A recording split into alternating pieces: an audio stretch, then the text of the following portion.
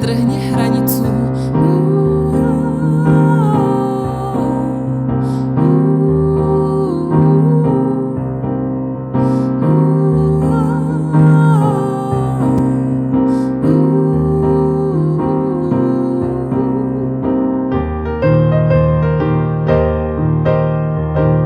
Keď príde búrka, príde tlak, musíš ten tlak nechať odísť prach.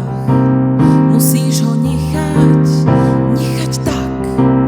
Buď ako voľný vták, ktorý letí, dýcha, nepozná hranicu, letí.